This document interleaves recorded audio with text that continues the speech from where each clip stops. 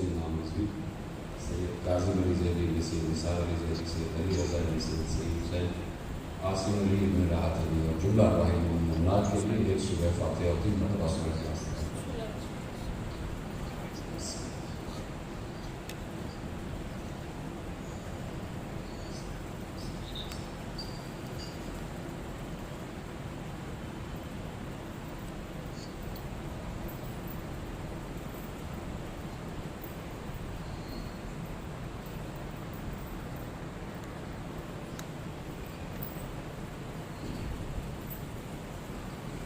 أعوذ بالله السميع العليم من الشيطان اللعين الرجيم.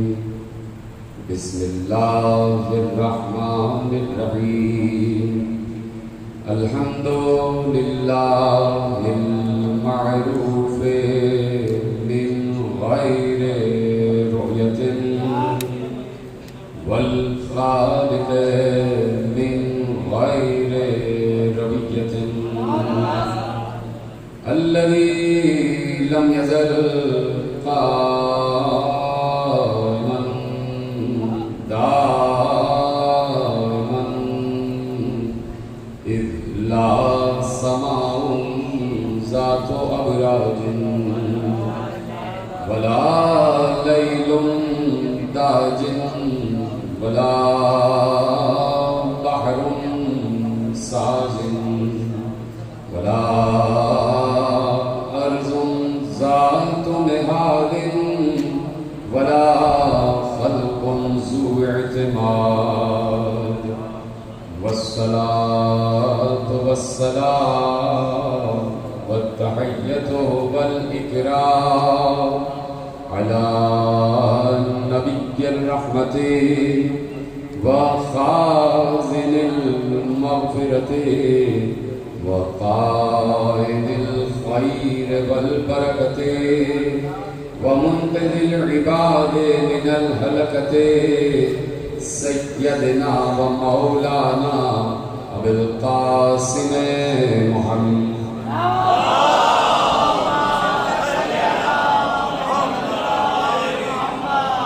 وأهل بيته الطيبين الطاهرين المعصومين المظلومين المنتقدين المنتجبين الذين أذهب الله عنهم الرجس وطهرهم تطهيرا.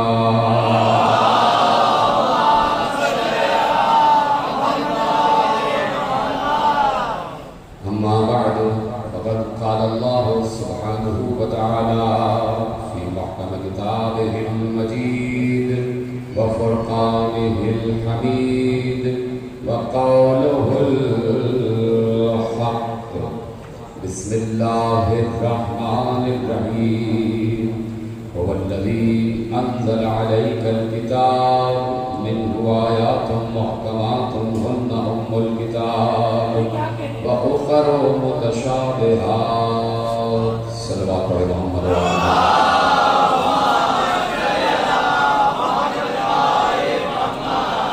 پروردگار عالم کا شکر ہے کہ اس نے ہمیں ذہن و فکر و تدبر و تعقل و تفہم و تفکر کی اس منزل عظیم پر اور اس منزل معراج پر اس اعلیٰ و عرفہ عقل کی منزل پر بلند فرمایا ہے کہ جہاں کبھی ہم نے یہ نہیں کہا کہ ہمیں قرآن کافی ہے.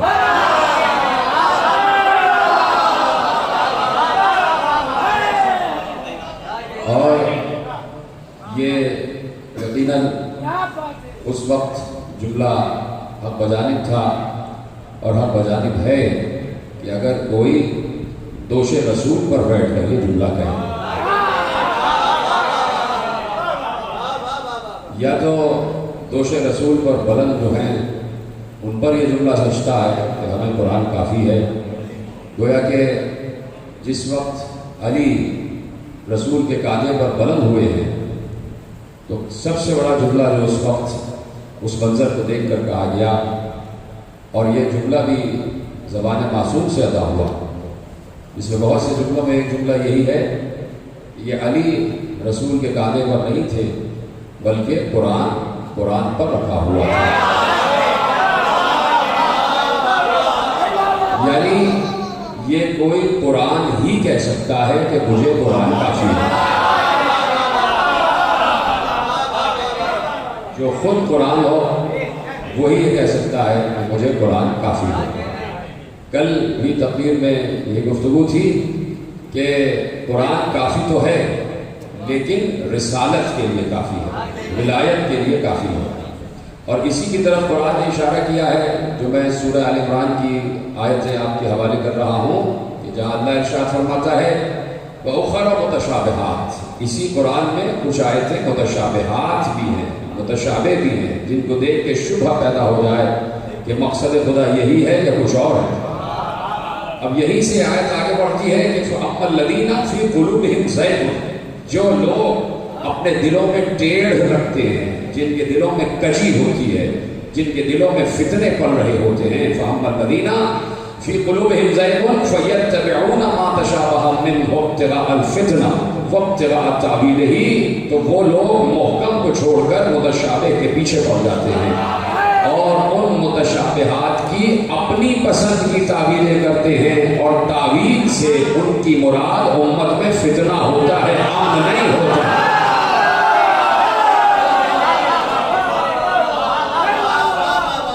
فی قلوبہم زیغ، جن کے دلوں میں سازشیں پڑ رہی ہوتی ہیں، جن کے دلوں میں کجی ہوتی ہے، جن کے دلوں میں ٹیڑھ ہوتا ہے، تو وہ اب دیکھیے لفظ یہ ہے فَيَتَّبِعُونَ مَا تَشَابَهَ مِنْهُ ابْتِغَاءَ الْفِتْنَةِ، وہ متشابہات کی منمانی تعویل کرتے ہیں۔ خدا کے لیے عالم اسلام اس جملے کو سمجھے، قرآن کا جملہ ہے، قرآن کہہ رہا ہے کہ وہ لوگ متشابہات کی منمانی تعویل کرتے ہیں۔ تو یہی سے تو اللہ کہنے جا رہا ہے اس آیت کی بھی تعویل ہوگی، اور تعویل یہی ہے کہ بظاہر آیت کچھ اور کہہ رہی ہے، مواقع کچھ اور کہہ رہی ہے۔ اللہ کہہ رہا ہے کہ جن کے لوگ دلوں میں ٹیڑھ ہوتا ہے وہ محکم کو چھوڑ کر متشابہ کی منمانی تعویل کرتے ہیں، یعنی اپنی عقل سے تعویل کرتے ہیں، اور ایسے لوگوں کی اللہ نے مذمت کی ہے۔ اس آیت کی تعویل پھر یہی ہوگی، جملہ پلٹ دوں، اس آیت کی تعویل یہ ہوگی کہ وہ لوگ قرآن کے متشابہ پڑھ پڑھ کے کہتے ہیں کہ ہمیں قرآن کافی ہے، ہمیں قرآن کافی ہے۔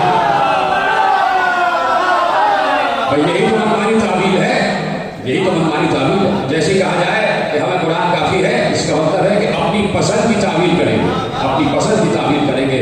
فَيَتَّبِعُونَ مَا تَشَابَهَ مِنْهُ ابْتِغَاءَ الْفِتْنَةِ وَابْتِغَاءَ تَأْوِيلِهِ وَمَا يَعْلَمُ تَأْوِيلَهُ إِلَّا اللَّهُ وَالرَّاسِخُونَ فِي الْعِلْمِ يَقُولُونَ آمَنَّا بِهِ كُلٌّ مِّنْ عِندِ رَبِّنَا وَمَا يَذَّكَّرُ إِلَّا أُولُو الْأَلْبَابِ۔ یہیں سے اللہ نے فیصلہ کر دیا۔ اب توجہ کیجیے گا، بہت تیزی سے مجھے کچھ منزلیں طے کرنا ہے، اس لیے کہ پرسوں سے شبوں کی مجلسیں شروع ہو جائیں گی، اور آج اور کل اس حوالے سے بہت اہم ترین گفتگو آپ کے حوالے کرنا چاہ رہا ہوں، تاکہ جملہ اور موضوع واضح ہو جائے کہ تعویل قرآن اور مقام اہل بیت، اور مقام اہل بیت بغیر تعویل قرآن سمجھ میں نہیں آ سکتا۔ یہی میرا مقصد ہے ان 10 مجالس میں یہ موضوع رکھنے کا کہ مقام اہل بیت بغیر تعویل قرآن سمجھ میں نہیں آ سکتا، اس لیے کہ اللہ نے بار بار یہ کہا ہے کہ افلا یتدبرون القرآن ام علی قلوب اقفالها، سورہ محمد میں اللہ نے ارشاد فرمایا کہ تم قرآن میں تدبر کیوں نہیں کرتے، تم قرآن میں تدبر کیوں نہیں کرتے، تم قرآن میں غور و فکر کیوں نہیں کرتے۔ بات یہ ہے کہ کس سے اللہ کہہ رہا ہے کہ تم قرآن میں تدبر کیوں نہیں کرتے، جب پیغمبر پورا قرآن تفسیر و تعویل کے ساتھ 28 صفر 11 ہجری سے پہلے پورا قرآن امت کے حوالے کر گئے، تو کوئی یہ نہیں کہہ سکتا کہ پیغمبر قرآن کو ناقص چھوڑ کر گئے، کوئی یہ نہیں کہہ سکتا کہ پیغمبر قرآن کو بے تفسیر کا چھوڑ کے گئے، کوئی یہ نہیں کہہ سکتا کہ پیغمبر قرآن کے ارکان اسلامی کو ناقص اور کمزور چھوڑ کر گئے۔ اگر ایسا ہوتا تو کبھی بھی وہ آیت نہ ہو کرتی کہ اللہم اکملت لکم دینکم واتممت علیکم نعمتی ورضیت لکم الاسلام دینا۔ آج ہم دین اسلام سے راضی ہو گئے، اس کا مطلب ہے کہ پیغمبر نے قرآن کے بسم اللہ کی بے سے بناس کی سین تک ایک ایک آیت کی تفسیر کی ہے یا نہیں؟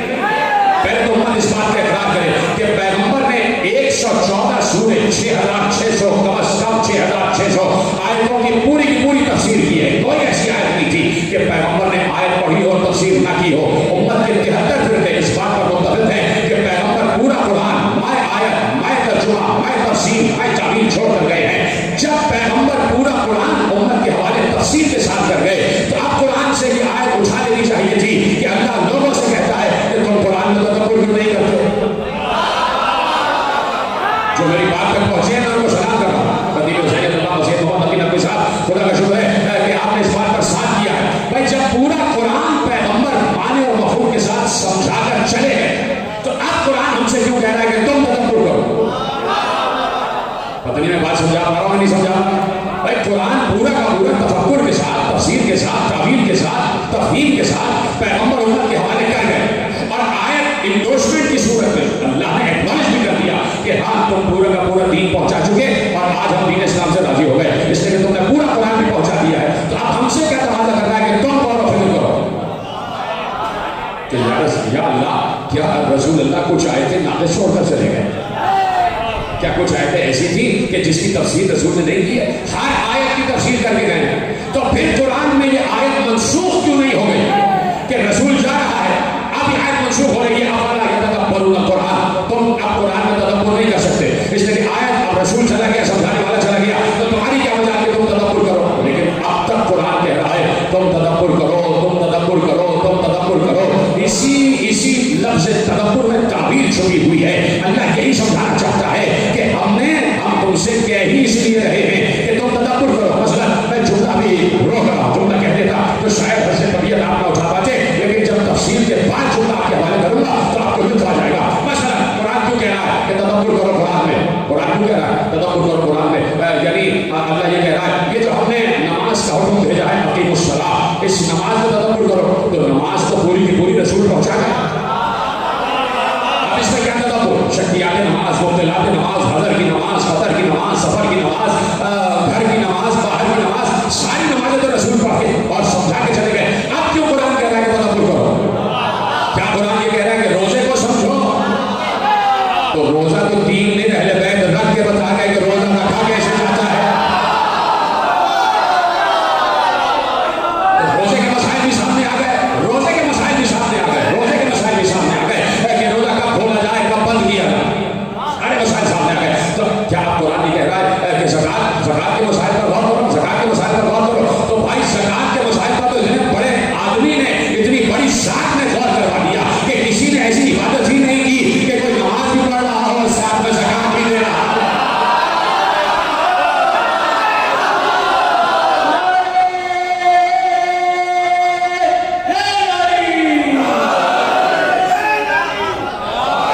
تو اب کیوں قرآن کہہ رہا ہے کہ تدبر کرو؟ جب نماز کے مسائل بھی پیغمبر سمجھا گئے، جب روزے کے مسائل بھی پیغمبر سمجھا گئے، جب زکات کے مسائل بھی پیغمبر سمجھا گئے، تو اب کیا کہہ رہا ہے کہ جہاد پر غور کرو؟ جہاد پر تو تمہارا غور ہی غور ہے، تم تو جہاد چھوڑ ہی نہیں رہے، گھر میں بھی کر رہے ہو، گلی میں بھی کر رہے ہو، میدانوں میں بھی کر رہے ہو، بڑے بڑے ایوانوں میں بھی کر رہے ہو، جہاد تو مسلسل ہے۔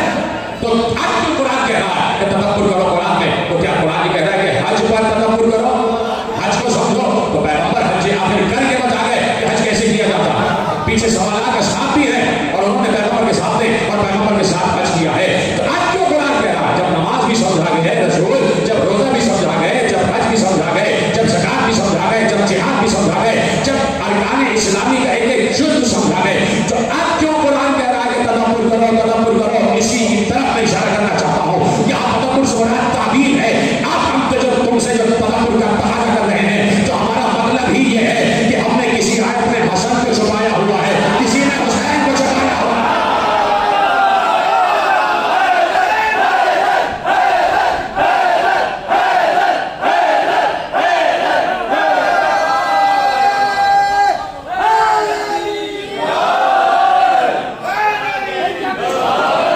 ہم نے کسی آیت میں حسین کا تذکرہ چھپایا ہوا ہے، کسی آیت میں حسن کو رکھا ہے، کسی آیت کا پس منظر علی ہے، کسی آیت کے پس منظر میں ہماری کنیز ہے، کسی آیت کے پس منظر میں ہمارا محبوب ہے۔ کہ آپ تدبر کرو کس آیت، کون سی آیت حسن مصطفیٰ کے لیے ہے، کون سی آیت حسین بن علی کے لیے، کون سی آیت علی کے لیے، کون سی آیت مصطفیٰ کے لیے، کون سی آیت ہماری کنیز خاص کے لیے۔ غور کرو، یہ ہے تدبر قرآن کا مقصد۔ تو قرآن میں تدبر کیوں نہیں کرتے؟ قرآن میں تدبر کا مطلب یہی ہے کہ اگر اپنی طرف سے سمجھا تو پھر 73 نہیں 173 بنا لو گے۔ یہ تفہیم قرآن اپنے اپنے ذہن سے ہوئی ہے، تب جا کے 73 فرقے بن گئے۔ میں فرقوں کی بات کر رہا ہوں، دین کی بات نہیں کر رہا، سمجھے اس بات کو؟ پیغمبر جو دین لائے تھے وہ دین ہے، وہ فرقہ نہیں۔ اس سے جو ادھر ادھر ہو گئے، دائیں بائیں ہو گئے، وہ ہے فرقہ۔ اب طے صرف یہ کرنا ہے کہ پیغمبر کے دین پر کون ہے اور فرقوں پر کون ہے، اور اتنی سادی سی بات ہے، اتنی آسان سی بات ہے کہ مشکل بات نہیں ہے یہ طے کرنا کہ پیغمبر کے دین پر کون، پیغمبر والے دین پر کون. اتنی آسان پہچان ہے. تو ہاتھ اٹھارے خدا کو سلامت رکھے کہ پہنچ گئے. اتنی آسان پہچان ہے وہ دین پہچاننا کہ جو پیغمبر والا دین ہے، اور پھر اس کے بعد طے کر لینا کہ جو اس دین سے ہٹا وہ فرقہ ہوگا، جو وہاں رہا وہی دین ہوگا. اتنی آسان پہچانے کی مشکل ہی نہیں ہے. بخاری صاحب کو چھوڑ کر باقی سب نے لکھا کہ پیغمبر نے جب کہا من کنت مولا فہذا علی المولا، تب آیت آئی ہے کہ آج دین کامل ہوا ہے.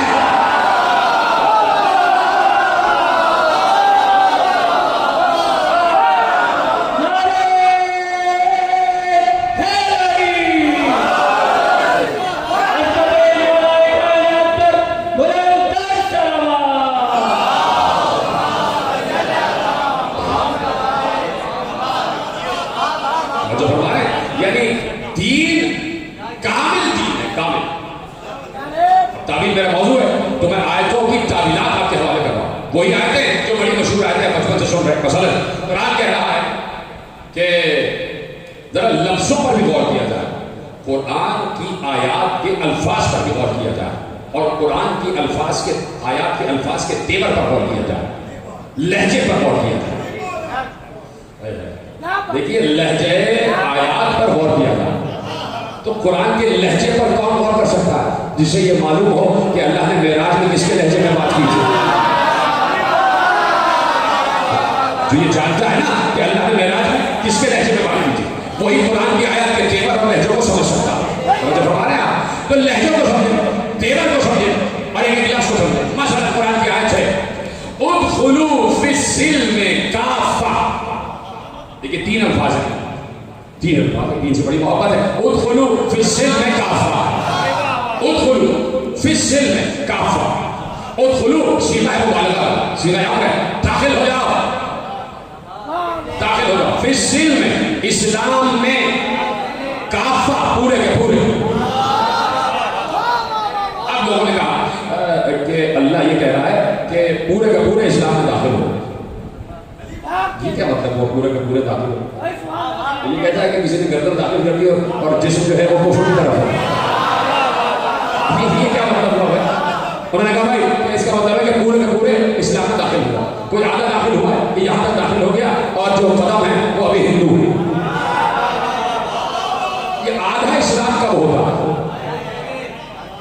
آدھا اسلام کون آدھے اسلام میں داخل ہوگا؟ یا کون آدھا اپنے آپ کو داخل کر رہا ہے اسلام؟ بھائی لا الہ الا اللہ محمد رسول اللہ پڑھا، پورے کے پورے داخل ہو گئے کہ نہیں؟ پورا جسم داخل ہو گیا، پورا جسم پاک ہو گیا. پورا جسم پاک ہو جاتا ہے نا جب انسان کلمہ طیب پڑھتا ہے تو اس کے ہاتھ کا کھانا حلال ہو جاتا ہے، پاک ہو جاتا ہے. اب چاہے اس نے غسل کیا ہو یا نہ کیا ہو، اور اگر کوئی مشرک ہے چاہے کتنا ہی گندا نہایا ہوا کیوں نہ ہو، وہ رہے گا نجس. اگر کوئی گندا وہ نہیں ہے تو چاہے وہ سوئمنگ پول میں کتنی دیر کیوں نہ بیٹھا ہے، رہے گا نجس.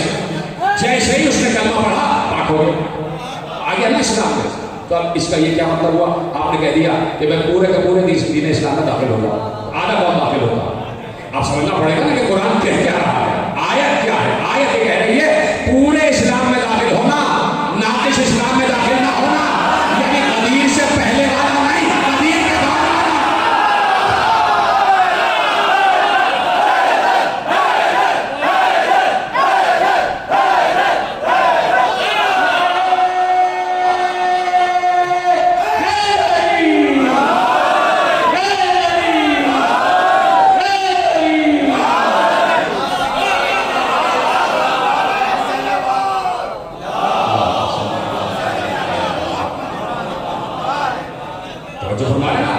اس کو کہتے ہیں تعبیر، اور یہ تعبیر سوائے آل محمد کے کوئی نہیں جاتا.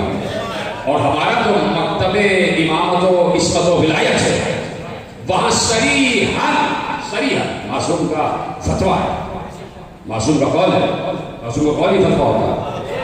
معصوم نے فتویٰ دے دیا کہ تفسیر بالغائب صریحاً حرام ہے. خبردار اپنی طرف سے کوئی تفسیر نہ کرے.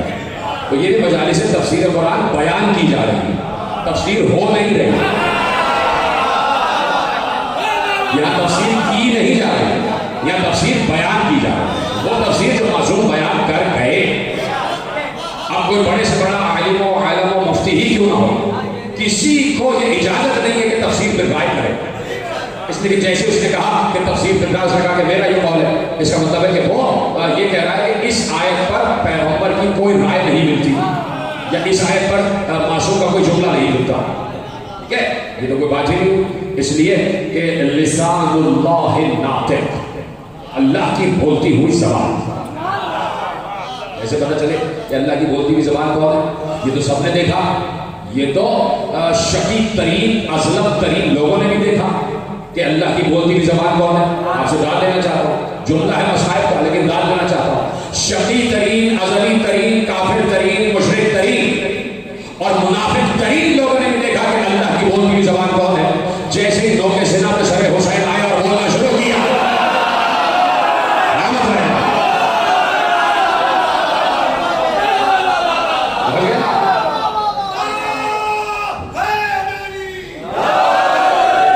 تو اب بسم اللہ کی بے سے برناس کی سین تک پورے کے پورے قرآن کے ایک ایک حرف کی تفسیر معصوم کر کے. دیکھیے یہ ہوتا ہے آپ کے حصے کی باتیں آنا. میں نہ معلوم کہاں مجھے جانا تھا اور مجھے معلوم میں کہاں جانا تھا، لیکن بیچ میں الفاظ آ گئے کہ قرآن کے ایک ایک حرف کی تفسیر کرتے گئے. میں یہ کہہ سکتا تھا کہ قرآن کی ایک ایک آیت کی تفسیر کرتے گئے، لیکن زبان پہ لفظ آ گیا کہ ایک ایک حرف کی تفسیر کرتے گئے. جیسی میری زبان پہ لفظ آیا مجھے المومن کے حدیث یاد آ گئی. اور دیکھیے جملہ آپ کے حوالے کر رہا ہوں، جملہ آپ کے حوالے کر رہا ہوں. اور یہ جو میں جملہ آپ کے حوالے کرنے جا رہا ہوں، 3 تفاسیر اہل سنت میرے گھر پر موجود ہیں، بڑی مقتدر، بڑی مؤثر 3 تفاسیر اہل سنت، تینوں سے جملہ آپ کے حوالے کر رہا ہوں. کہتے ہیں، اور اتنا ضعیف مجمع بیٹھا ہے، میں جب راوی کا نام لوں گا آپ کے چہروں مسکراہٹ آ جائے گی. حضرت عبداللہ ابن عباس، علی کا دیرینہ شاگرد، وہ کہتے ہیں کہ رات بھر بیٹھے رہے، عشاء کے بعد بیٹھے تھے. میں نے کہا یا علی کچھ قرآن تو سنائیے، کچھ قرآن سمجھا دیجیے. پہنچ گئے رہا کہ صبح فجر کی اذان ہو گئی، علی اٹھ گئے اور کہا کہ بس اب یہ ہے کہ اذان کا وقت آ گیا ہے.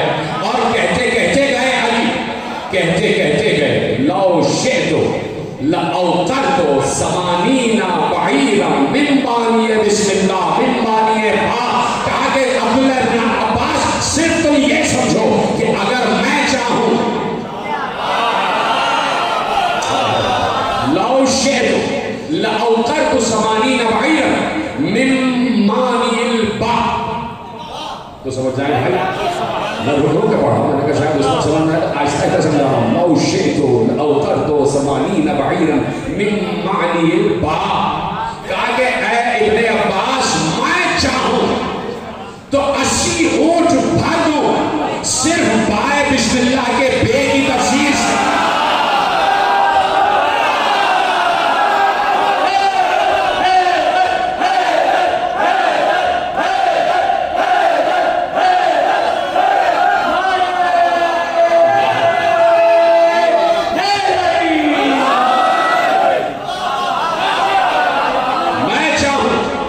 تو صرف با کی تفسیر سے 80 اونٹ بار کر دو. تو بھائی اب یہی تو جملہ کہنے جا رہا ہوں، جو ایک نقطے کی اتنی تفسیر جانتا ہو وہ پوری قرآن کی اتنی تفسیر جانتا ہو.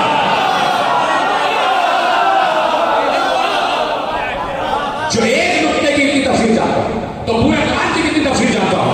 وہ کہہ رہا ہے کہ ایک نقطے کی تفسیر میں 80 اونٹ بار ہو رہا، تو اس کے پاس کتنی تفسیر قرآن ہے؟ اس کے پاس کتنی تفسیر قرآن ہوئی؟ یہی تو علی نے کہا تھا کہ بھائی نہیں رکھوں گا دوش پہ، چادر نہیں رکھوں گا اس وقت تک جب تک پوری قرآن کی تفسیر لکھ نہ لے. پورے قرآن کی تفسیر نہ لکھو تو اب یہ الگ موضوع ہے، اور یہ میں 3 سال پہلے چھیڑ چکا. تو اب پورے کے پورے قرآن کی تفسیر معصوم کر کے گئے. توجہ فرما رہے ہیں، پورے کے پورے قرآن کی بسم اللہ کی بے سے والناس کی سین تک ایک ایک حرف کی تفسیر، ایک ایک نقطے کی تفسیر کر کے گئے. تو کوئی ایسا نقطہ، کوئی ایسی آیت جملوں پر غور کیا کرے، ہو نہیں سکتی کہ جو تشنہ تفسیر رہ گئی ہو یا تشنہ تعبیر رہ گئی ہو. مثلا تشنہ تفسیر و تعبیر کی بات آ گئی تو دیکھیے قرآن نے اشارے کیے اور عقل مند را اشارہ کافی فارسی کی. مسئلہ ہے کہ عقل مند کو اشارہ ہی کافی ہے. قرآن کہیں کہیں اجمال ہے، کہیں کہیں تفصیل ہے. جب اجمال پر آتا، مختصر پر آتا، تو 3 آیتوں میں سورہ کوثر میں پورے کے پورے صحیفے بھر دیتا. تفصیل پر آتا ہے تو پورا سورہ یوسف ایک ہی قصے میں صرف کر دیتا ہے. دیکھ رہے ہیں نا تفصیل ہے. سورہ یوسف قصہ ہی ہے. سورہ یوسف قصہ ہے نا بھائی, علامہ صاحب تفصیل کرنا. سورہ یوسف قصہ ہے. اچھا سورہ یوسف قصہ ہے, پورا ایک سورہ ہے جس کا نام قصوں والا سورہ. سورہ قصص, قصص جمع ہے قصے. پورا سورہ قصوں والا سورہ. سورہ یوسف بھی قصہ ہے نا. سورہ کہف, اس میں اصحاب کہف کا, اصحاب کہف کا قصہ. اب میں قصہ کہہ رہا ہوں, قصص کہہ رہا ہوں, قصے قصے قصے کہتے جا رہا ہوں, آپ خوش ہیں. قصے ہیں, قصے ہیں. اسی قصے کو اردو میں کہانی کہا جاتا ہے.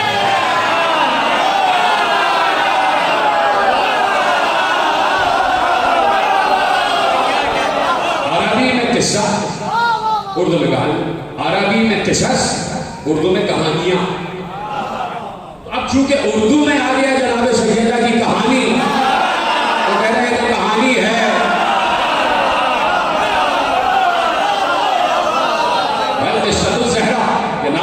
لکھا ہوا ہے, اور اب تو خیر سبھی اس بات قائل ہو گئے کہ اس کو ہمارے یہاں تقریباً ہر مورخ نے لکھا ہے. جب سے کتابوں کے ترجمے ہونا شروع ہوئے ہیں اور لوگوں کے ابلاغ علمی ہو رہا ہے, تب سے باتیں کچھ کم ہونا شروع ہوئی ہے کہ بھائی اگر پہلے ہی پڑھ لیتے تو اتنے مسائل کریٹ نہ ہوتے.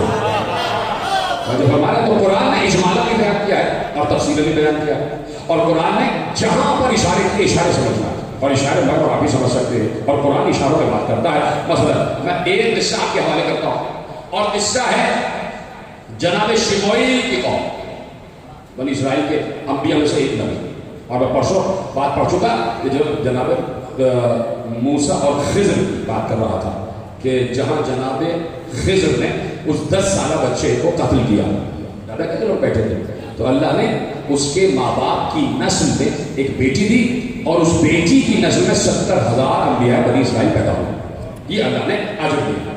اب انبیاء بنی اسرائیل میں سے ایک نبی جناب شموئیل, اور یہ قصہ ابھی آپ پہنچے نہیں وہاں تک, میں بڑے سامنے کی بات کر دوں جہاں طالوت و جالوت کا تذکرہ, وہاں سے بات آپ کی بات کر رہا ہوں. سورہ بقرہ جہاں طالوت و جالوت کا تذکرہ ہے, وہاں سے طے ہو گیا کہ بھائی یہ جالوت نے لشکر تیار کر لیا ہے, اور قوم عمالقہ, قوم عمالقہ جو مشرک قوم ہے اور جو موسیٰ کی قوم کے مخالف ہے, انہوں نے وہ تابوت, اسے تابوت سکینہ کہتے ہیں, وہ لے گئے, چھین کے لے گئے, وہ تابوت چھین کے لے گئے, اور جناب موسیٰ اور ہارون چلے گئے.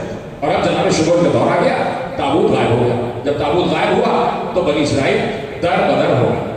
اس لفظ کو یاد رکھیے, جب تابوت اٹھا لیا گیا, غائب ہو گیا, تو بنی اسرائیل در بدر ہو گیا, ان کی عزت ذلت میں اتر گئی. اب پتہ چلا قوم عمالقہ کے پاس وہ تابوت بھی ہے اور وہ ہم پر حملہ کرنے کے لیے تیار ہے. تو اللہ نے کہا کہ اس سے پہلے کہ وہ حملہ کریں, آپ یہاں سے لشکر تیار کیجیے نبی, اور جا کے ان کے مقابلے میں چلے جائیں گے. لشکر تیار ہوا, نبی نے اپنی قوم سے کہا لشکر تیار کرو. لشکر تیار ہو گیا. جب لشکر تیار ہوا تو اب قوم آ گئی اس دور کے نبی کے پاس, جناب شموئیل کے پاس. قوم آئی, قوم کے سردار آ گئے اور کہا یا نبی اللہ, آپ نے کہا تھا کہ لشکر تیار کرو, لشکر تیار ہو گیا, تو آپ کیا کرنا ہے؟ کہا یہ بتائیے لشکر کا سردار کون ہے؟ لشکر کا سردار کون ہوگا؟ اس قصے میں اس جگہ تعبیر کی ضرورت ہے. اس قصے میں اس جگہ تعبیر کی ضرورت ہے. وہ سارے قوم کے کرتا دھرتا افراد, وہ سرداران قوم نبی کے پاس آ کے تجے ہیں, لشکر آپ نے کہا تھا بنا لیا, اب آپ بتائیے لشکر کا سردار کون ہوگا؟ یعنی کم از کم 5,000 برس تو گزر گئے. ان 5,000 7,000 برس پہلے گزرے ہوئے ان جاہل لوگوں کو بھی یہ معلوم تھا کہ جب لشکر نبی بناتا ہے تو سردار بھی نبی ہی بناتا ہے.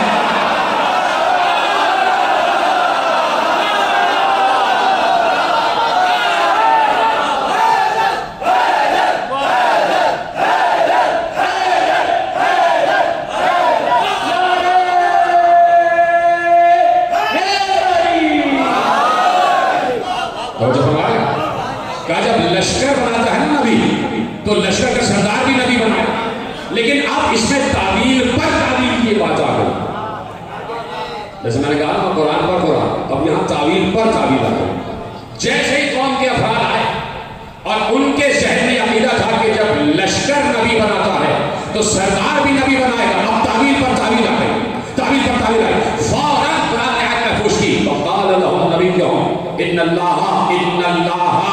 ان اللہ قد بعث لکم طالوت ملکا.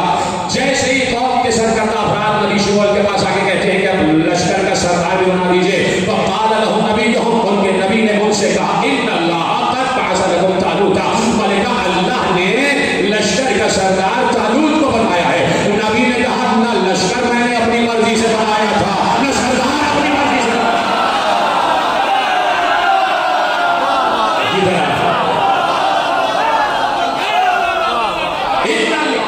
لیکن اس نے میں نے امفسائز کیا تھا اس لفظ میں، ان اللہ قد بعث لکم طالوت ملکا، اللہ نے تمہارے لیے طالوت کو سردار بنایا. یعنی سردار اللہ بناتا ہے. یہاں پر اللہ نے پھر تعبیر دے دی کہ سردار کی نومینیشن نبی نہیں کرتا، نبی اعلان کرتا، نبی اعلان کرتا. بناتے ہم ہیں، بناتے ہم ہیں. تو بنایا اللہ نے، اعلان کرتا ہے اس دور کا نبی جو کہ بارش کتاب ہوتا ہے، بارش صحیفہ ہوتا ہے. وقال له نبی ان اللہ قد بعث لکم طالوت ملکا. سیکڑوں مرتبہ کی سنی ہوئی آپ کی آیت ہے، میں صرف ایک نئے ذائقے سے آپ کے حوالے ترجمہ تفسیر و تعبیر کرنا چاہتا ہوں. ان اللہ قد بعث لکم طالوت ملکا، اللہ نے تمہارے لیے طالوت کو سردار بنا دیا ہے. سردار لشکر طالوت ہوگا. تو اب میں اکثر ایک جملہ کہتا ہوں، یہ انسان کی فطرت ہے، جبلت ہے، خصلت ہے، اور اس خصلت پر انسان اب تک قابو نہ پا سکا. ٹل the day till the time اس فطرت و خصلت و جبلت و عادت انسان اب تک قابو نہ پا سکا.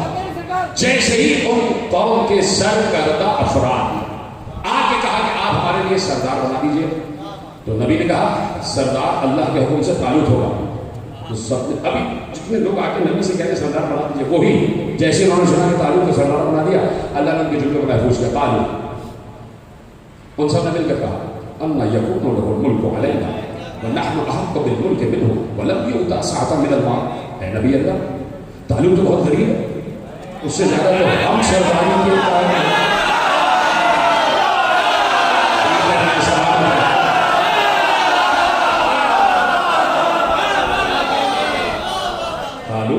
اللہ یکون لہ الملک علینا ونحن احق بالملک منہ، ہم اس سے زیادہ سرداری کے حقدار ہیں. کیوں؟ ولم یؤت سعۃ من المال، اس کے پاس تو مال ہی نہیں. میں نے کہا اب تک انسان اپنی اس جبلت پر، خصلت پر، عادت پر، فطرت پر قابو نہیں پا سکا. آج تک انسان سمجھتا یہی ہے کہ جس کے پاس پیسہ ہے، درہم ہے، دینار ہے، جائیداد ہے، زمین ہے، باغات ہے، اسی کو سردار ہونا چاہیے. اللہ کہہ رہا نہ درہم، نہ دینار، نہ زمین، نہ جائیداد، ہماری سرداری اس تک جائے گی جو علم میں زیادہ ہو، جو بہادری میں زیادہ ہو.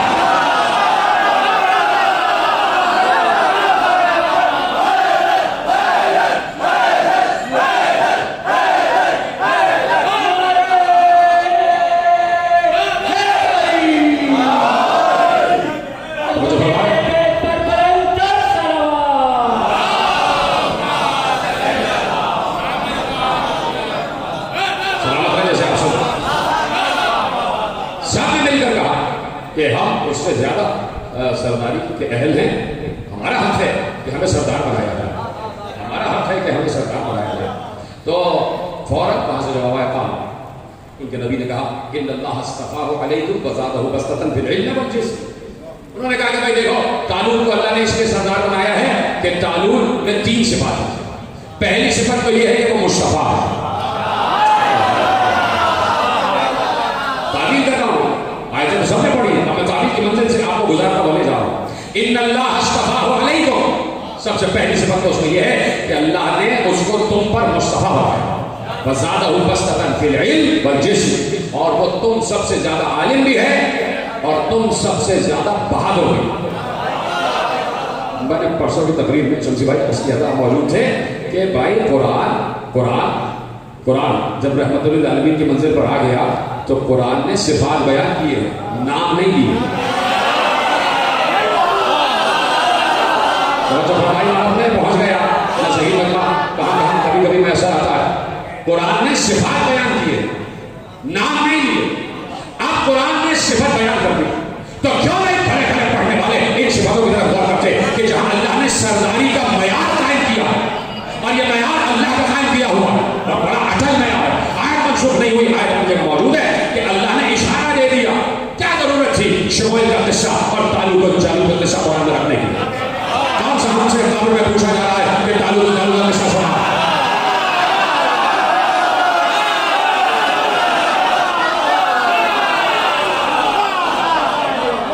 کون سا محشر میں سوال ہوگا, کون سا میزان میں سوال ہوگا کہ آج سنا طالوت و جالوت کا قصہ کیا تھا؟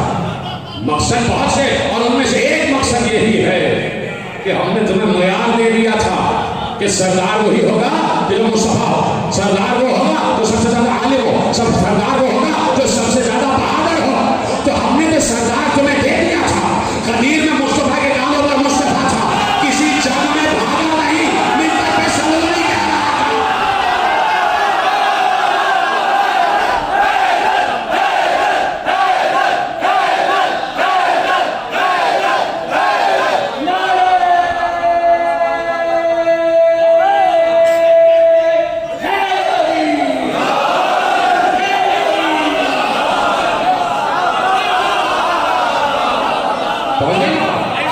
ہم نے صفت بیان کر دی سرداری کی.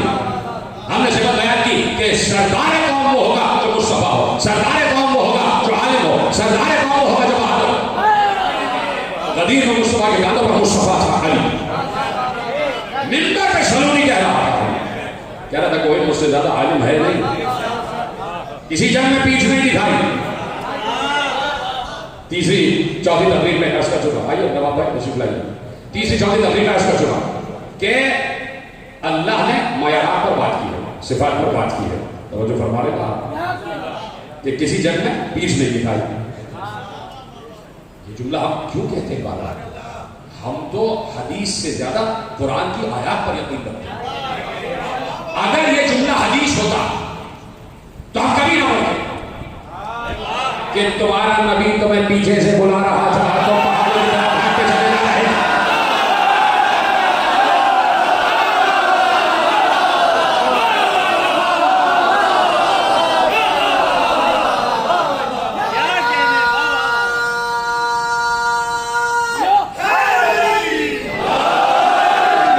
ٹھیک ہے, معافی مل گئی, علیحدہ بات ہے کہ معافی مل گئی, لیکن کس جھوٹ کی معافی ملی وہ بتایا تو جائے گا.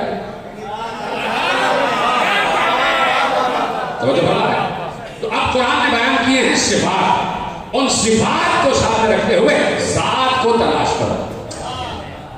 صفات کو سامنے رکھتے ہوئے ذات یعنی موصوف تک پہنچ جاؤ. ان اللہ اصطفیٰ علیکم وزادہ بسطۃ فی العلم والجسم, وہ سب سے زیادہ عالم بھی ہے, تم سب سے زیادہ بہادر بھی ہے, اور مصطفیٰ چنا ہوا, اور چنا ہوا بھی تمہارا نہیں, 249 کا نہیں, چنا ہوا بھی ہمارا. مصطفیٰ اسے ہم نے بنایا, تمہارا چنا ہوا نہیں, ہمارا چنا ہوا.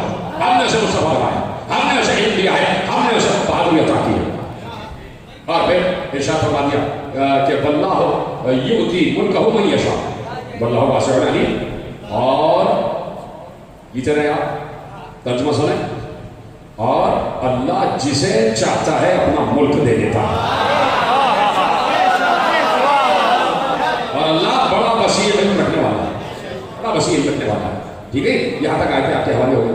آگے فوراً کنٹینیوٹی میں فوراً تسلسل میں آگے آئے بڑھے. وقال لهم نبیہم, ان کے نبی نے فوراً ان سے دوسرا جملہ کہا, ان آیت ملکہ.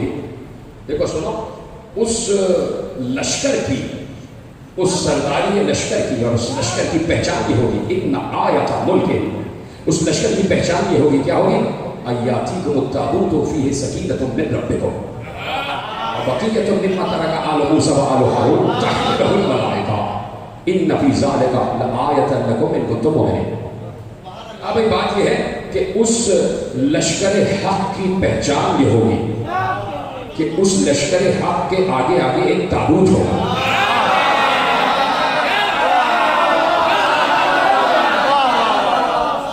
اس لشکر حق کے آگے آگے تابوت ہوگا, اور وہ تابوت اللہ کی طرف سے تمہارے لیے تابوت سکینہ بنایا گیا, سکون والا تابوت, بڑا اطمینان والا تابوت, بڑا سکون دینے والا تابوت. اس لشکر حق کی پہچان ہے کہ اس کے آگے آگے تابوت سکینہ ہوگا, اور اس تابوت سکینہ میں یعنی اس صندوق میں کچھ اور نہیں, وبقیۃ مما ترک آل موسیٰ وآل ہارون, اس صندوق میں آل موسیٰ اور آل ہارون کا ترکہ ورثہ بقیہ ہو. یہ موسیٰ اور ہارون ہیں کون؟ یہ موسیٰ اور ہارون ہیں کون؟ نبی ہیں، مسیح ہے نا، نبی ہیں بھائی. اللہ کہہ رہا ہے کہ اس صندوق میں نبی کا ورثہ ہے. تو بھائی سمجھ میں نہیں آ رہی کہ نبی وارث ہوتا بھی ہے، وارث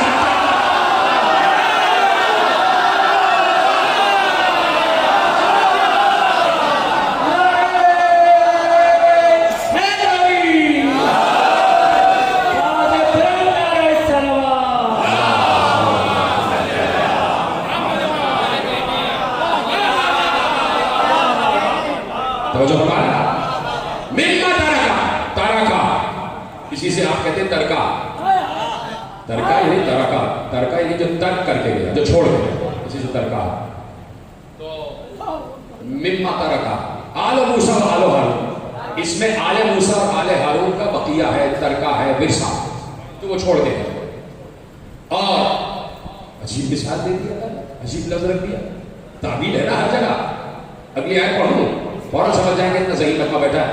ہمارے یہاں کا تو فخر یہ ہے، ہمارے جتنے سامعین تشریف فرما ہوتے ہیں مومنین اتنی مجلسیں سن چکے ہوتے ہیں کہ بعض آیتوں کے ترجمے کرنے کی ضرورت ہی نہیں. آپ کتنے سمجھدار ہوتے. کہا کہ اس لشکر کے آگے تابوت ہوگا جس میں آل موسیٰ آل ہارون کا ترکہ ہوگا، اور کہا تحملہ الملائکہ، اسے ملائکہ اٹھائے ہوئے ہوں گے.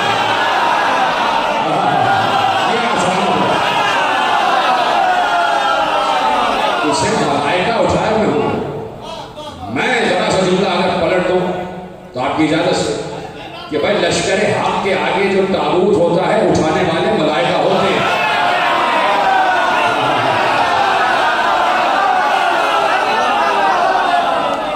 تحملہ الملائکہ، اور اسے ملائکہ نے اٹھایا ہوا ہوگا. یہ لشکر حق کی پہچان ہوگی. اب روکتا ہوں میں آپ کو، مجھے آنا ہے فوراً اس کی اگلی آئے اور اگلی آئے اور اس میں پھر تعبیر. کہا اس لشکر حق کی پہچان یہ ہے کہ اس میں تابوت ہوگا اور تابوت سکینہ ہوگا. میری جو مکتب کی کم و بیش جتنی تفاصیر ہیں سوائے ایک دو کو چھوڑ کے باقی سب نے تفسیر ویسے ہی لکھی ہے، لیکن میں آپ کے سامنے تفسیر القرآن مولانا مودودی کی جملے آپ کے حوالے کرتا ہوں. بتا کہ تابوت سکینہ یہ بڑا متبرک تابوت تھا. مولانا مودودی لکھ رہے ہیں یہ بڑا متبرک تابوت تھا. اس میں آل موسیٰ آل ہارون کے تبرکات تھے. اس میں جو اوریجنل توریت تھی اس کا نسخہ تھا جو موسیٰ پر نازل ہوئی تھی، الواح تورات اس میں موجود تھی. جناب موسیٰ کا عصا اس میں موجود تھا، جناب موسیٰ کا امام اس میں موجود تھا. اور کہا یہ وہی صندوق تھا کہ جو جناب موسیٰ کی والدہ نے حبیب نجار سے بنوایا تھا، اور اسی صندوق میں جناب موسیٰ کو رکھ کر نیل کے حوالے کیا تھا. یہ وہی صندوق، اور یہ صندوق آ گیا واپس، اور یہ ترکے کے طور پر اور خزینے کے طور پر استعمال ہوتا رہا. کہا کہ بنی اسرائیل کے پاس جب تک تابوت رہا تب تک بنی اسرائیل ہر مارکے میں فاتح رہے. تعلیم کی بات ہو رہی ہے. جب تک یہ تابوت بنی اسرائیل کے پاس رہا بنی اسرائیل کبھی شکست خوردہ نہ ہوئے، کبھی ان کی تسلیم نہیں ہوئی، وہ ہمیشہ فاتح رہے، عزت دار رہے. اور کہا کہ اس سن لیجیے آج جو میں کہنے جا رہا ہوں، بار بار جو کہہ رہا ہوں مودودی صاحب نے لکھا ہے، اس جملے کے لیے زحمت دے رہا ہوں. کہا کہ یہ تابوت ایک مقام پہ رکھا رہتا تھا، جب بھی کسی بنی اسرائیل والے کو کوئی پریشانی ہوتی وہ آ جاتا اس مقام پہ جہاں تابوت رکھا تھا، تابوت کو پکڑ کے دعا کرتا، اس کی دعا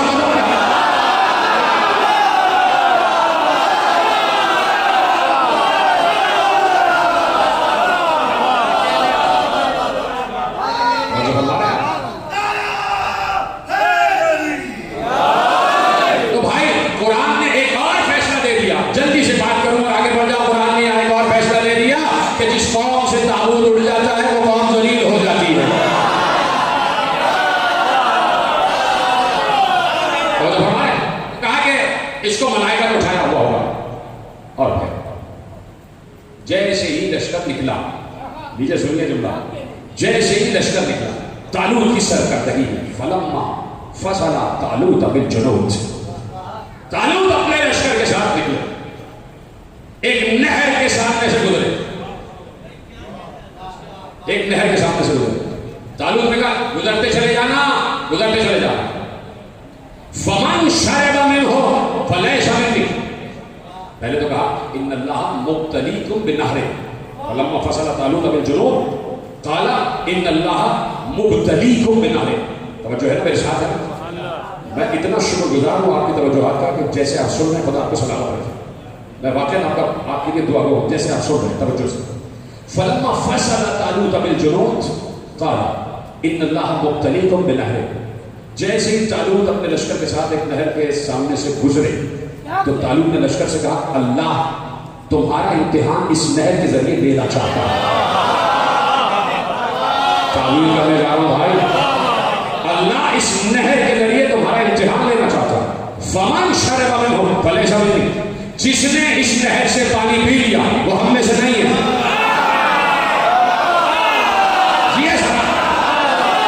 یہ خدا کی قسم آپ ہی تھے جو پہنچ سکتے ہیں. فمن شرب منه فليس مني. جس نے اس نہر سے پانی پی لیا وہ ہم میں سے نہیں ہے. ومن لم يطعمه انه مني. اور جس نے پانی اس سے نہیں پیا وہ ہم سے. بات ختم ہو گئی.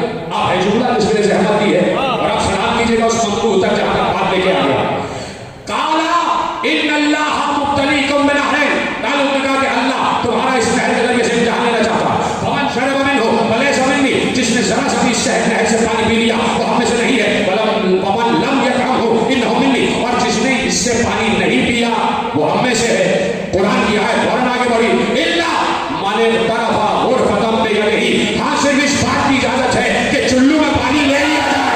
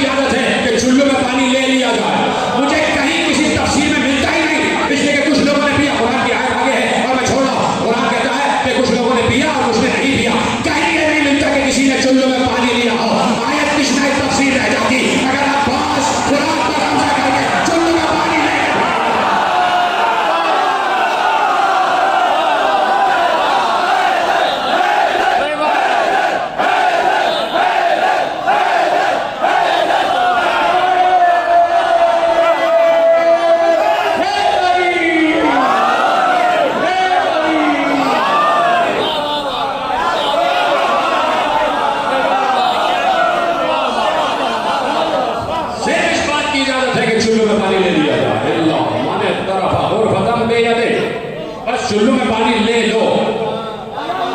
اس میں بھی پینا نہیں ہے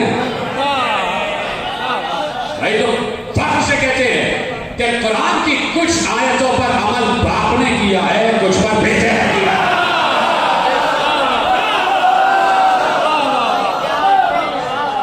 کچھ پر باپ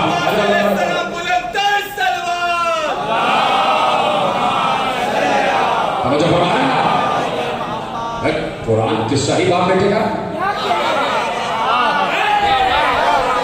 بھائی ابراہیم اور اسماعیل باپ بیٹے تو ہیں, باپ بیٹے کا قصہ ہے. یعقوب و یوسف باپ بیٹے ہیں نا. یہ باپ بیٹے کا ذکر کیوں کیا جا رہا؟ تاکہ تمہیں کہیں کوئی باپ بیٹے سمجھ میں آ جائے. جیسے یعقوب و یوسف باپ بیٹے ہیں, جیسے ابراہیم و اسماعیل باپ بیٹے ہیں, ویسے ہی ابو طالب و علی باپ بیٹے ہیں, ویسے علی و عباس باپ بیٹے ہیں. والدوں وما ولد, کہہ دیا ہم ایک باپ کی قسم ایک بیٹے کی قسم. تو قسم کھا رہا ہے, کہا بس صرف ایک چلو میں پانی بھرنے کی اجازت ہے. عباس اگر ایک چلو میں پانی نہ لیتے تو آیت اس میں تفسیر رہ جاتی. قرآن کی آیت شکریہ ادا کر رہی ہے ابوالفضل عباس کا, جملہ بہت بڑا تھا آپ کے لیے آسانی سے حصول ہے. یہ آیت قرآنی اس آیت کی تعلیم شکریہ ادا کر رہی ہے علم والے. اسی لیے آج مشق اور علم بالکل ساتھ ساتھ ہے, بالکل ساتھ ساتھ ہے. تاکہ مشق کو دیکھ کے پانی یاد آتا رہے. علم تنہا بھی ہو سکتا ہے، علم کو دیکھ کے لشکر یاد آتا ہے. سلامت رہے. علم کو دیکھ کے صرف لشکر یاد آتا ہے. سکینہ کی مشق بنی تو پانی سے علم کا رشتہ یاد آ گیا، اور پھر وہ معاملات بھی یاد آ گئے کہ کوئی پہنچا تھا نہر کنارے. جا کے پڑھ لینا. کوئی اس میں غلو نہیں ہے، کوئی اس میں معاہدہ نہیں ہے. کسی کی جرأت نہیں تھی کہ عباس کے سامنے آ سکتا. خدا کی قسم میں آپ کو کیا بتاؤں کہ یہ میں اس سے زیادہ بات کر ہی نہیں سکتا. جناب عباس جو ابو الفضل تھا، جناب عباس کا لقب، تو میں نے بار بار کہا کہ میری کتاب آ رہی ہے انشاءاللہ کمپوزنگ کے لیے گئی بھی ہے. تو صرف ابو الفضل فضل کی وجہ سے نہیں ہے کہ بیٹے کا نام فضل ہے. ابو الفضل یعنی فضائل کا باپ، فضیلتوں کا باپ ہے عباس. اور ابو فاضل بھی کہا جاتا ہے. عرب کے جتنے لوگ ہیں عراق میں، یا ابا فاضل، یا ابا فاضل، یا ابا فاضل، اے فضیلتوں کے باپ، اے فضیلتوں کی اساس، اے فضیلتوں کا منبع. لکھا ہے کہ یہ میں کہہ رہا ہوں کہ اس پر جب بات ہو تو یقین کیا کرے. یقین کیا کرے. مثلا میں آپ کو سمجھاتا ہوں اور میں کون سا گوشہ لوں اور کون سا گوشہ رکھوں اپنے ہاتھ میں، اس لیے کہ سینکڑوں گوشے حیات عباس کے میرے سامنے کتاب لکھ رہا ہوں میرے سامنے، سینکڑوں گوشے. دیکھیے اعتراض ہوتا ہے کہ مثلا ہو رہی ہے بات، اعتراض ہوتا ہے یہ کیا لکھ دیا آپ نے 9 لاکھ کا لشکر، 72 کے آگے 9 لاکھ کا لشکر، غلو کرتے ہیں.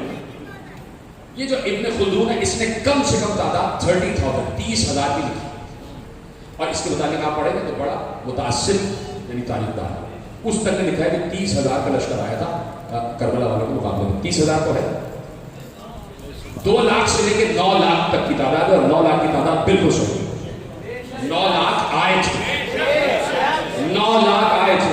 اب کہ اگر کوئی کہے گا کوئی کچھ فکر کٹ حجت، کوئی کٹ ملا یہ کہہ دے گا غلو کرنے بیٹھ کے 9 لاکھ کی بات کیا ضرورت تھی 9 لاکھ، وہاں تو 1,000 آتے تو کام ہوگا. میں آپ سے پوچھنا چاہتا ہوں اور آپ مسکرا دیں گے. ابراہیم ایک تھے نا، ایک تنہا، کسی بھی درخت سے باندھ کر ابراہیم کو مارا جاتا اور 2-4 لکڑیاں نیچے جلا دی جاتی، ابراہیم جل جاتا. یہ اتنی لکڑیاں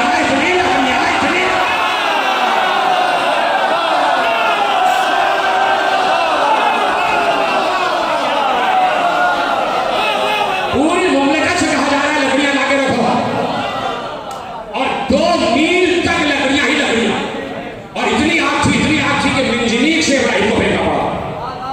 ایک ابراہیم اور اتنا لشکر، اتنی لکڑیاں. تو معاملہ یہ ہے کہ جب حق طاقتور ہوتا ہے تو باطل ڈر کے اسے دھمکیاں دے رہا ہوتا ہے. 9 لاکھ کا لشکر، اب یقین کرنا کہ 9 لاکھ کا لشکر، اور اب اس بات پر یقین کرنا کہ وہ 9 لاکھ کے لشکر صفے باندھے کھڑے رہتے تھے. جیسے ہی عباس پشت خیمہ سے نکل کر سامنے آ جاتے، سب کے چہرے اس طرح پھر جاتے، کسی کی مجال نہیں تھی. کوئی عباس کی پیشانی، کوئی عباس کے چشمہ ابرو کے اشارے کی تاب برداشت کر ہی نہیں سکتا. ایسا تمام عباس معلوم تھا کہ عباس اگر میدان میں آ گئے تو نقشہ پلٹ جائے گا. تو جب عباس گئے ہیں نا میدان کی طرف تو فوج خود بخود چھٹ رہی تھی. یہ جتنے مارے ہیں نا جناب عباس نے، یہ واپسی پر مارے، یہ واپسی پر مارے، اور واپسی پر مارتے ہوئے آ رہے تھے. اور زیادہ اس وقت مارے جب شمع کر رہے، پاؤں سے مارے، پاؤں سے ایسے ایسے کرتے تھے، اچھل جاتا تھا، اچھل اچھل کے دور گرتا تھا. یہ فیری ٹیلز نہیں ہے، یہ ابو طالب کا شعر ہے، یہ شعر خدا کا شعر ہے. پہلے تو جب مارتے تھے تو نیزے سے ایسے صرف اشارہ کرتے تھے، یوں کیا کسی کو اچھلا اور جا کے دور گرا. اور عباس کا مارا ہوا پانی بھی نہیں مانگتا تھا. جس وقت جناب عباس نہر پر گئے ہیں، جتنے لاکھوں کا لشکر تھا 1-1 میل دور کھڑے ہوئے تھے، کسی کی مجال نہیں تھی کہ سامنے آ جاتے.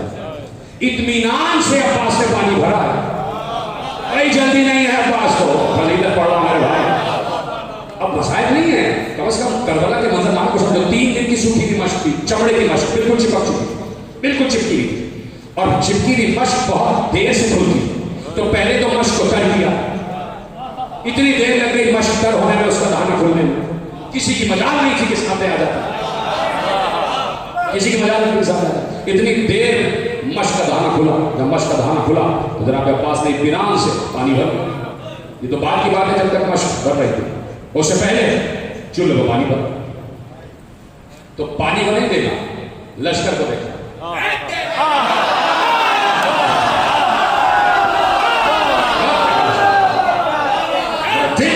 मौला आज तकब्बुर तुम पर जायज है, आज गुरूर अब्बास तुम पर जायज है। ऐसे करके लश्कर को देखा। लश्कर की थरथरी बनी हुई थी, कपकपी बनी हुई थी, किसी की मजाल नहीं थी कि सामने आ जाए, बड़े इत्मीनान से। और उसी में घोड़े से बातें हुई है, उसी ने अपनी सवारी से बातें की, तू पानी पी ले।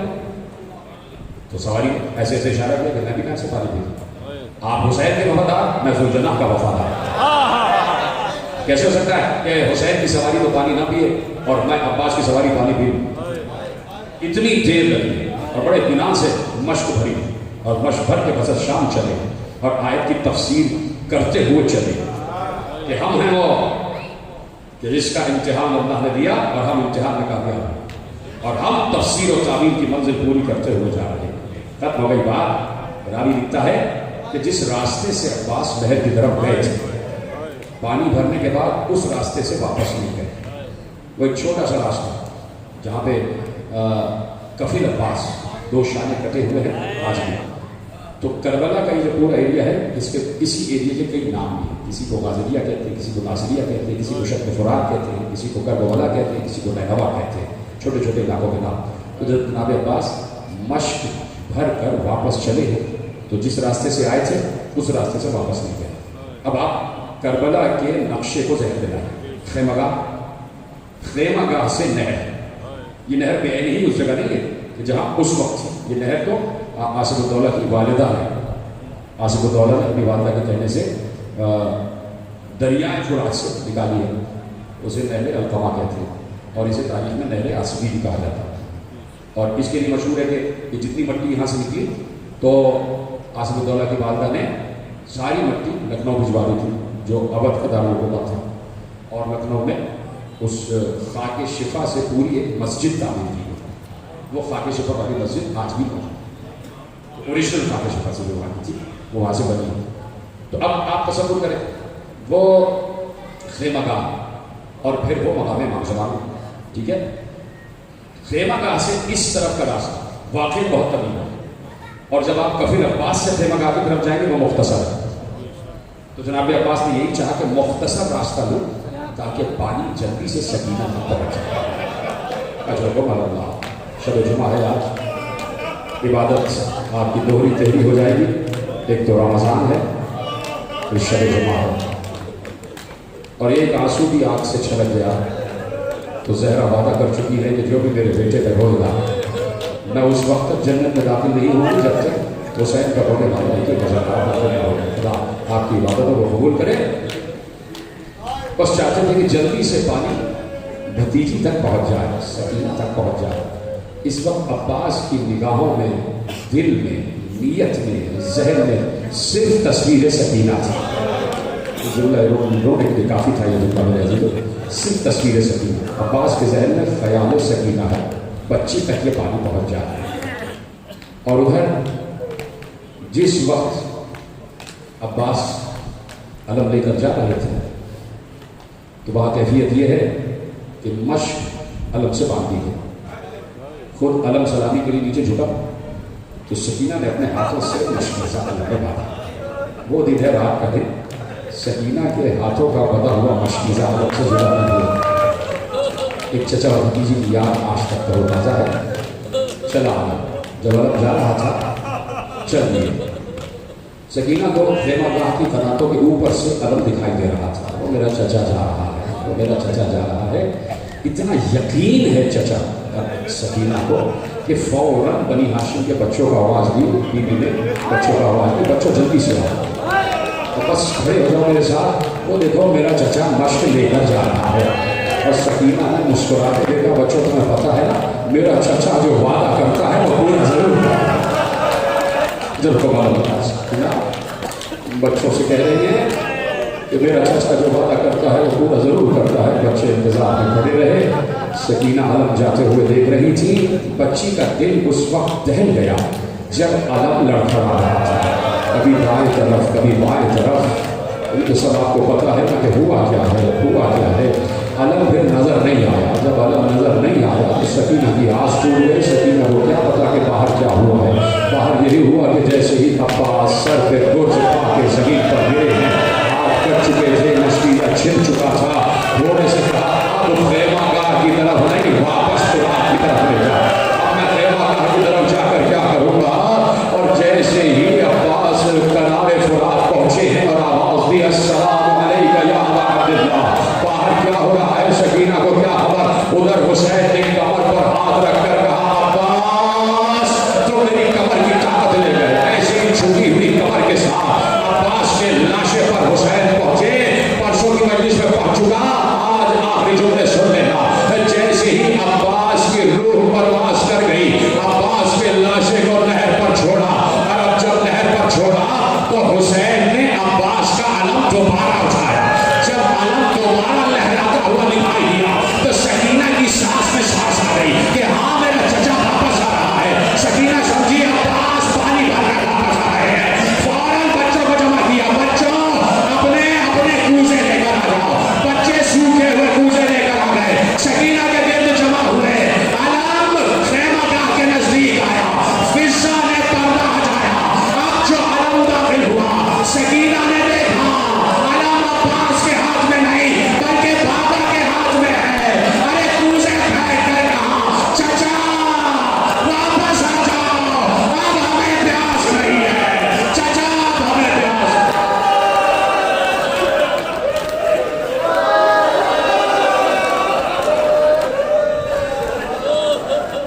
لعنة الله على القوم الظالمين فسيعلم الذين ظلموا أي منقلب ينقلبون. بارلا ہماری سچی عبادت کو شرف قبولیت کا اعلیٰ درجہ وجہ عطا فرما. پروردگار جن محرومین مومن مومنات کے سارے سماعت کی فاتحہ پڑھا جائے. پروردگار ان سب کے درجات عالیہ و خیر میں مزید اضافہ فرما. پروردگار شب جمعہ ہے, مجھے اس ذکر فضائل و وسائل ذکر کربلا واسطہ ہے. پروردگار جتنے مرحوم مومن مومنات اس دنیا سے چلے گئے سب کی مغفرت فرما. پروردگار سب کی قبول کو انوار علیہ محمد سے مزید مرفع فرما. خصوصاً جتنے مومن مومنات اس وقت مجلس سن رہے ہیں, فرش پر بیٹھے یا کھڑے ہوئے والے رہا, ان کے گھر کے جتنے مرحومین ہیں سب کو جمع رہے. عباد اللہ حسین کے بدل مرتبہ عطا فرما. پروردگار اس آئی ہوئی وبا سے ہم سب کو محفوظ و محفوظ فرما. پروردگار جہاں جہاں مومن مومنات آباد ان کے گھر میں اگر کوئی بیمار ہے, بھاگتے بیماری کا گلا شفا عاجل صحت کاملہ طول حیات عطا فرما. بارلا حضور واسطہ اپنے عزت و جبروت کا جہاں جہاں مومن مومنات آباد ہیں آسمانوں سے سب پر اپنی رزق کے دروازے کھول, رحمتوں اور برکتوں کا نزول فرما. ہمارے آئندہ اور سابقہ گناہوں کی مغفرت فرما. پروردگار واسطہ ہے تجھے تیرے عزت و جلال کا, تجھے تیرے اسم و صفت کا واسطہ ہے. بارے تڑپ رہے ہیں کربلا کی زیارت کے لیے. پروردگار جو زیارت کر چکے ہیں مزید زیارت سے مشرف فرما, اور جو طلب زیارت رکھتے پروردگار کو جلد از جلد جوارحت عبداللہ میں طلب فرما. بارلا ہمارے دلوں میں محبت حسین اور ولایت علی کو ناصب فرما. ہمارا خاتمہ بالایمان محبت علی پر فرما. بارلا ہم سب اتحاد اتفاق یا غانت پیدا فرما. ہم سب کے مسائل آسان فرما, آسمانوں سے وسائل کی بھرمار کر دے. بارلا ہمارے رزق علم میں اضافہ فرما, ہمارے رزق معرفت میں اضافہ فرما, ہمارے رزق مودت میں اضافہ فرما, ہمارے رزق عقل میں اضافہ فرما, ہمارے رزق حافظہ میں اضافہ فرما. ہمارے بچوں کو بہترین جبر تعلیم سے راستہ فرما. جو بیٹیاں رشتوں کے انتظار میں بیٹھی ہیں باپ جناب قاسم علیہ السلام کو بہترین کفر عنایت فرما. پروردگار واسطہ محمد و آل محمد کا سب سے بڑی دعا اس سے یہی ہے کہ جب بھی اپنے حجت زمانے کو ضرور فرما, ہمیں ان کے انصار آوان اور سپاہیوں میں شمار فرما. ایک مرتبہ سورہ حق, 3 مرتبہ سورہ اخلاص جن کے میں نے نام لیے ان کے لیے, اور علموں اپنے تمام مومن مومنات کو اس میں شامل فرما لیجیے. ایک سورہ فاتحہ تلاوت فرمائیے. بسم اللہ.